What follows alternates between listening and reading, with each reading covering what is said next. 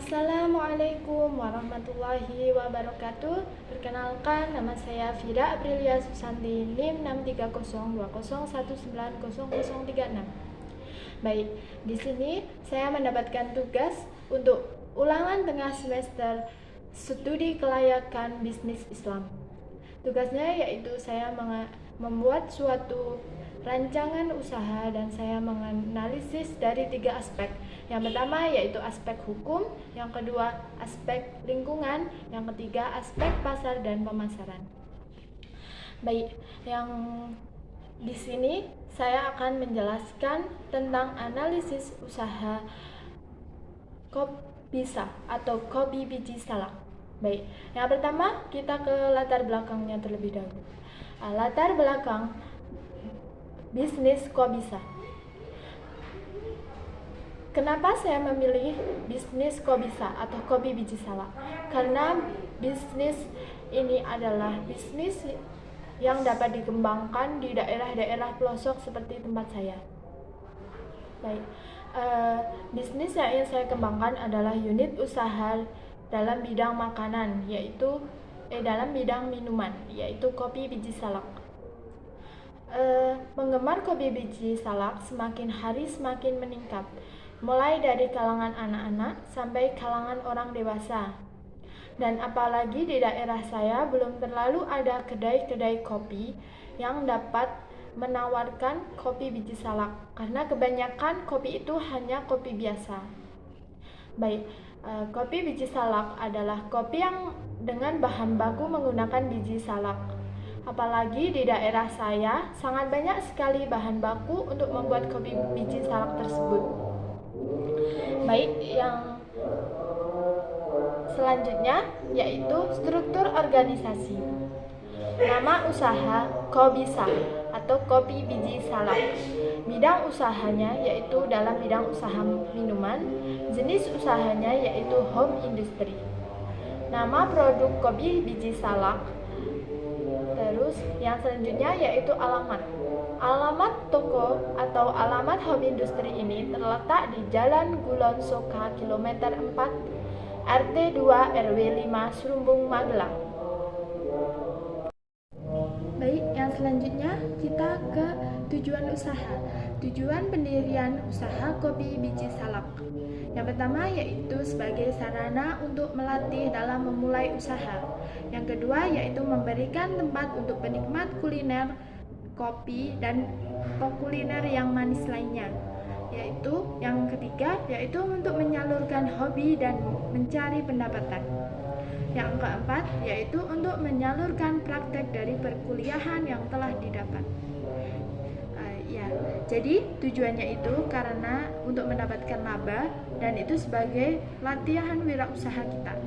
Oke, yang selanjutnya yaitu ke visi misi. Yang pertama kita ke visi dulu. Visi yaitu menjadi usaha yang selalu berjalan dan berpanutan oleh syariat Allah Subhanahu wa Ta'ala dengan menjalankan sunnah, dan usaha ini dapat bermanfaat bagi seluruh masyarakat. Menghadirkan produk baru yang berkualitas yang memiliki standar halal dengan kualitas yang bagus dan mengkonsumsi minuman kopi. Yang selanjutnya yaitu misinya, untuk memanjakan para pecinta kopi biji salak dan menyediakan tempat yang nyaman dan memberikan kesan bagi konsumen. Menghasilkan kopi biji salak yang mempunyai sertifikat halal yang mempunyai berbagai varian rasa dari kopi-kopi biasanya. Baik, selanjutnya saya akan menjelaskan tentang keunggulan produk Kopbisa atau kopi biji salak. Yang pertama, adapun keunggulannya yaitu memiliki cita rasa yang berbeda dari minuman kopi biasa. Yang kedua, disajikan dengan berbagai bentuk yang menarik. Yang ketiga, terbuat dari bahan alami yaitu biji salak. Yang keempat, kemasan yang menarik yaitu dalam bentuk bubuk maupun dalam bentuk cup. Baik, cara membuat kopi salak. Yang pertama yaitu bersihkan biji yang telah disediakan. Yang kedua, cuci hingga bersih lalu tiriskan. Yang selanjutnya yaitu jemur biji salak hingga kering. Yang selanjutnya lakukan penyangraian atau penggorengan tanpa menggunakan minyak. Setelah kopi biji salak disangrai, kemudian dimasukkan pada mesin. Tetapi jangan sampai biji salak itu menjadi hitam, karena apabila biji salak itu menjadi hitam, maka kualitas kopinya akan pahit. Dan angkat biji salak yang telah disangrai. Kemudian lakukan pembubukan dengan menggunakan mesin. Lakukan pengayakan untuk mendapatkan kualitas kopi yang lembut. Dan selanjutnya yaitu lakukan pengemasan atau langsung bisa diseduh. Jadi kalau untuk kopi bubuk yaitu dilakukan pengemasan dengan menggunakan kemasan-kemasan yang telah divariasi. Dan untuk yang cup itu bisa langsung diseduh dengan menambahkan seperti creamer, gula, susu, dan lain-lainnya. Jadi segitu tahap pembuatan kopi biji salak. Baik, di sini saya akan menjelaskan tentang aspek hukumnya. Yang pertama yaitu aspek hukum dilihat dari suatu home industry. Suatu home industry kopi biji salak sendiri adalah bentuk usaha yang legal dan telah mengantongi izin resmi dan segala persyaratan juga telah dipenuhi untuk mendapatkan izin tersebut. UU Nomor 20 Tahun 2008 tentang UMKM. Legalitas usaha yaitu suatu home industry dapat memenuhi ketentuan hukum, yaitu izin lokasi, perjanjian, izin usaha, dan lain-lainnya. Usaha Kobisa ini sudah memperoleh izin lokasi dari ketua RT dan kepala daerah setempat dengan menggunakan sertifikat tanah yang telah menjadi hak milik sendiri. Usaha ini juga mengajukan surat izin mendirikan usaha dengan memenuhi syarat-syarat yang telah ditentukan oleh suatu badan lembaga yang mengurusi tentang perizinan. Kobisa juga sudah mengurus IRT atau perizinan pangan industri rumah tangga. Perizinan PPIRT sangat penting untuk usaha makanan dan minuman seperti kopi biji salak ini, dan juga harus memiliki sertifikat SPPIRT. Kobisa juga mengajukan perizinan lainnya seperti SIUP atau Surat Izin Usaha Perdagangan, SITUP atau Surat Izin Tempat Usaha yang dikeluarkan oleh Perda, dan juga NPWP atau Nomor Pokok Wajib Pajak, dan juga BPOM atau Badan Pengawas Obat dan Makanan.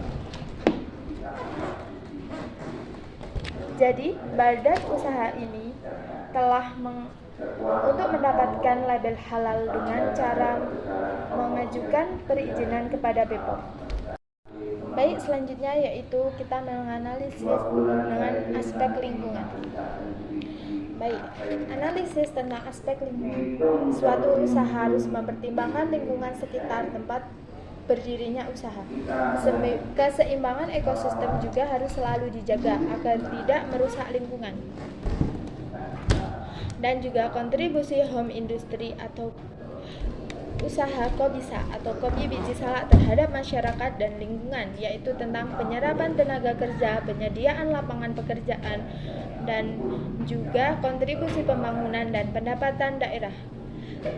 Secara lingkungan, home industry Kobisa ini tidak menimbulkan dampak negatif.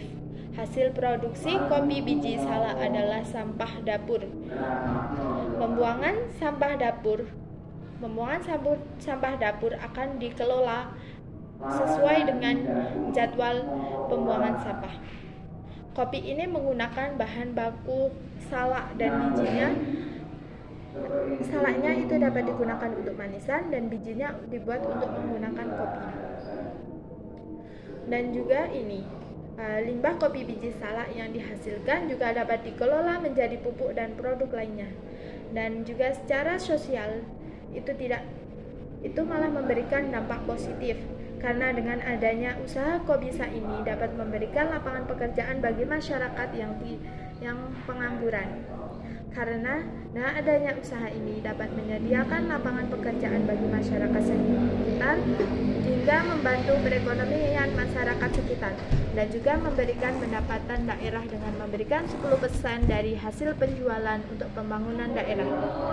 Jadi dari hasil penjualan itu ada persenan untuk daerah tersebut. Baik, saya akan melanjutkan ya. Yang selanjutnya yaitu kita lihat dari aspek pasar dan juga pemasaran. Usaha Kobisa dapat dilihat dari aspek pasar dan pemasaran dari beberapa komponen. Yang pertama yaitu permintaan pasar, yaitu permintaan pasar akan produk biji salak baik dalam bentuk bubuk maupun dalam bentuk cup atau minuman yang siap seduh. Itu dari tahun ke tahun semakin meningkat. Hal ini disebabkan oleh cita rasa kopi biji salak yang berbeda dari cita rasa kopi lainnya. Kopi ini sangat cocok untuk anak muda dan juga penikmat kopi. Dan yaitu harganya. Yang kedua yaitu harganya. Kita lihat dari aspek harga. Harga kopi biji salak yang sangat terjangkau. Penetapan harga pada produk kopi biji salak ini ditentukan oleh perhitungan secara baku dan konsisten, serta berdasarkan pengeluaran dalam bahan baku dan proses produksi. Harga yang ditetapkan bermacam-macam, mulai dari 15.000 per cup untuk minuman kopi yang siap diminum, dan harga 20.000 per bungkus untuk kopi bubuk. Dan harga untuk reseller ini sangat berbeda ya, karena reseller itu nanti akan mendapatkan harga yang lebih rendah. Yang selanjutnya yaitu distribusi atau pledge, yaitu distribusi kopi biji salak mudah dan sederhana sehingga tidak banyak kendala. Rantai distribusi hasil produksi kopi biji salak dari produsen ke konsumen. Produsen juga menjual ke reseller yaitu toko oleh-oleh atau kafe, dan juga menjual langsung kepada konsumen yaitu dengan membuka cabang-cabang kedai lainnya.